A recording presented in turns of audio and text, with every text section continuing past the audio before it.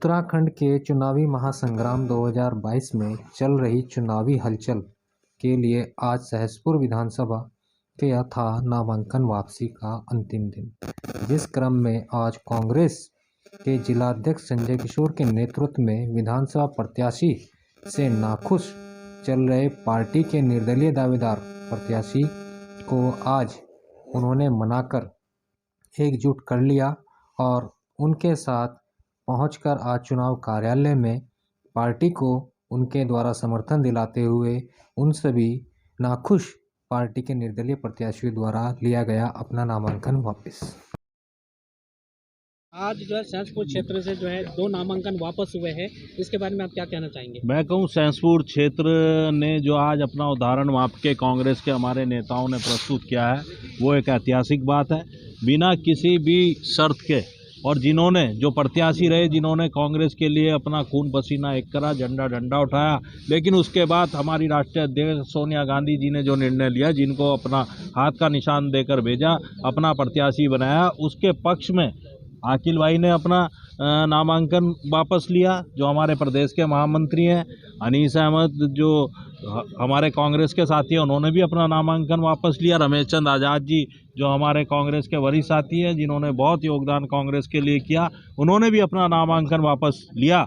और जैसा कि अगर आप लोग प्रेस में होंगे, अभी सेलाकुई में जो प्रेस हुई थी वहाँ पर हमारे वरिष्ठ कांग्रेस के साथी जो दावेदार थे, गुलजार अहमद जी हों, भाई राकेश नेगी जी हों, लक्ष्मी अग्रवाल जी हों, नीरज राजपूत हों, विनोद चौहान जी हों, बहुत सारे साथी और वरिष्ठ नेता उस प्रेस में को उन्होंने संबोधित किया और अपना पूरा समर्थन कांग्रेस के प्रत्याशी आर्यन शर्मा जी को दिया। और उन्होंने ये प्रण लिया कि यहाँ से एक उदाहरण प्रस्तुत होगा एकजुटता का, जो पूरे प्रदेश में जाएगा। सहसपुर विधानसभा के सबकी नज़र रहती थी और आज मैं समझता हूँ, मैं उस सराहनीय निर्णय के लिए अपने उन सभी नेताओं को, साथियों को बधाई देता हूँ, शुभकामनाएं देता हूँ। उन्होंने कांग्रेस की मजबूती के लिए कार्य किया। निश्चित रूप से आगे बढ़कर हम कांग्रेस को मजबूत करेंगे।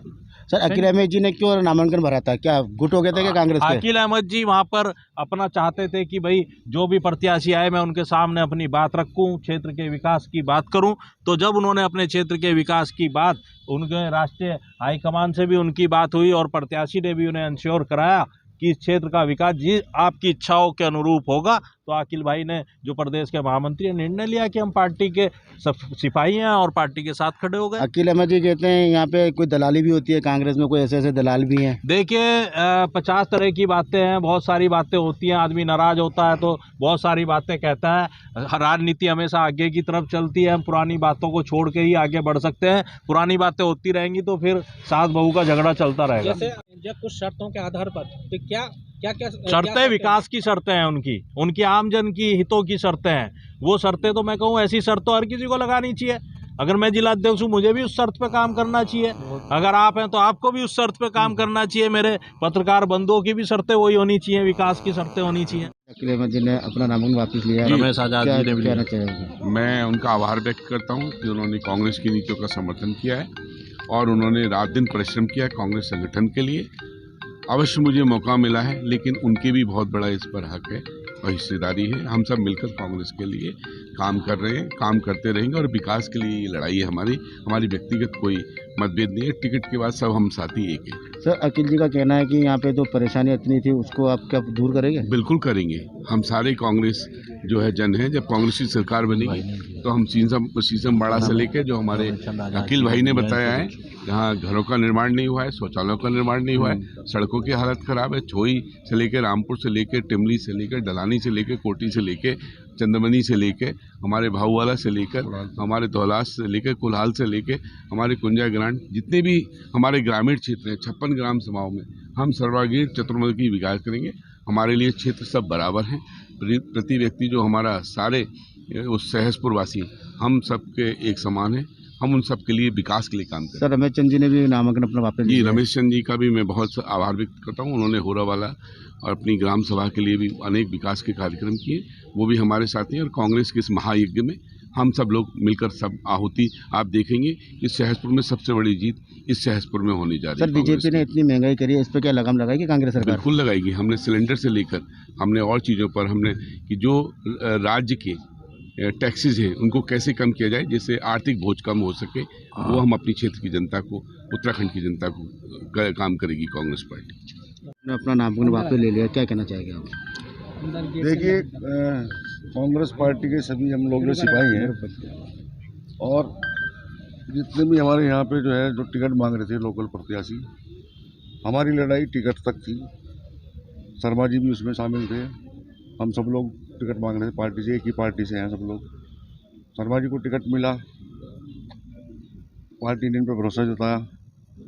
तो अब हमारा कोई ऐसा मतभेद नहीं है। कुछ मेरी शर्तें थी जो मैंने शर्मा जी को अवगत करा दिया। कल मेरी प्रभारी से बात हुई थी और मेरे घर पे मोहन प्रकाश जी आए थे जो राष्ट्रीय प्रवक्ता भी हैं और यहाँ से हमारे यहाँ से ऑब्जर्वर भी हैं उत्तराखंड के। तो मैंने उनको भी उनके सामने वो चीज़ें रखी, प्रभारी जी के सामने रखी। कुछ मुद्दे हैं ऐसे जो है हमारे सहसपुर विधानसभा में जो निर्माण कार्य कुछ हुआ नहीं, कुछ क्षेत्रों में जो है जो हमारे दबे कुचले लोग हैं जहाँ पे रहते हैं, खासकर मुस्लिम बस्तियाँ हैं, SC ST बस्तियाँ हैं, वहाँ पे कोई निर्माण कार्य नहीं हुआ। सड़कों का बुरा हाल है, वहाँ पे पेयजल की व्यवस्था नहीं है और वहाँ पे जो है शौचालय की व्यवस्था नहीं है महिलाओं के लिए। और मैंने कहा कि एक डिग्री कॉलेज जो है हमारे यहाँ सहसपुर में होना चाहिए और एक हॉस्पिटल शिमला बाईपास पे 40 किलोमीटर तक कोई सरकारी हॉस्पिटल नहीं है। वहाँ पे बड़ी समस्या है लोगों की, जो है एक हॉस्पिटल वहाँ पे होना चाहिए और एक यहाँ पे यूनिवर्सिटी होनी चाहिए, उर्दू यूनिवर्सिटी, जिसमें हमारे बच्चे जो है पढ़ सकें। उन चीज़ों पे जो है सरकार अगर आएगी तो हरीश रावत जी ने मुझसे वादा किया, प्रभारी जी ने वादा किया और मेरी जो है राहुल गांधी से बात कराई प्रभारी जी ने। उन्होंने भी कहा कि आप चिंता ना करो, आपकी मांगें सारी पूरी होंगी। पूरी शर्तों के साथ मैंने अपना नामांकन जो है आज वापस कर दिया और मुझे पार्टी ने सम्मान दिया, मुझे जो है उपाध्यक्ष बना प्रदेश का। मैं जो है उनका आभार व्यक्त करता हूँ प्रभारी जी का। जो है मेरी बातों के साथ हम आगे जो है शर्मा जी को यहाँ से सहसपुर विधानसभा से जिताने का काम करेंगे और इस बार जो है कांग्रेस की सरकार उत्तराखंड में आएगी, फुल बहुमत के साथ आएगी। मैं कहता हूँ कि 50 सीटों से ऊपर आएगी और सहसपुर से भी जो है 15 साल का रिकॉर्ड हम तोड़ने का काम करेंगे, वो तो जो कि शर्मा जी को जिता के जो है हम जो है विधानसभा भेजेंगे। क्योंकि मैं बीजेपी ने 15 साल से भाजपा है और भाजपा के इस विधायक ने जो है जो काम करने चाहिए थे वो काम नहीं करे। उसने जो है निकम्मा विधायक एक बैठा है यहाँ पे जो जातिवाद पे जो है काम करता है। जहाँ उनके अपने लोग हैं बीजेपी के लोग, वहाँ पे वो काम करता है। जहाँ पे उनके लोग नहीं हैं, जहाँ पे मुस्लिम हमारी बस्तियाँ हैं, हमारी SC ST हैं लोग, वहाँ पे वो जाना भी पसंद नहीं करता। तो ऐसे विधायक को जो है यहाँ पे बने रहने का कोई अधिकार नहीं। इस बार हम उसकी जड़ें उखाड़ के फेंकेंगे और उत्तराखंड से बीजेपी का भी सफाया होगा और 2024 में केंद्र से भी सफाया होगा। जी, आपने आज जो अपनी विधानसभा से नामांकन वापसी लिया है और किस कारण से आपने नामांकन भरा था?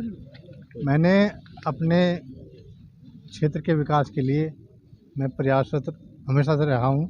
1980 से मैं पार्टी का कार्यकर्ता था और वरिष्ठता के आधार पर मैं टिकट मांग रहा था, परंतु अब पार्टी हाईकमान ने क्या निर्णय आरिंदर शर्मा जी को टिकट दिया। मैं उनका सम्मान करता हूं और अब हम एक योग्य अनुशासित प्रत्याशी के साथ मिलकर काम करेंगे।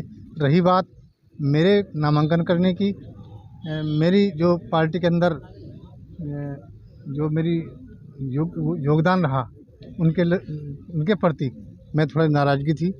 अब मैंने किसी धन और बल के आधार पर टिकट वापस नहीं ले रहा हूँ।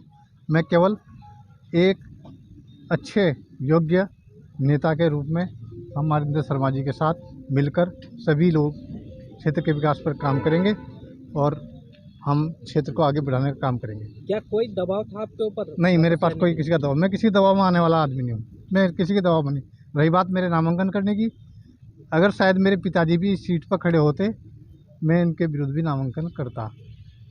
लेकिन अब मेरी परिस्थितियाँ आप मीडिया के लोग बहुत अच्छी तरह जानते हैं। क्या मैं चुनाव लड़ने की स्थिति में हूँ, लेकिन मैं कहीं ना कहीं अपने आप को संतुष्ट करना चाहता था। हमने धन और बल या किसी लालच पर नामांकन वापस नहीं लिया है। धन्यवाद।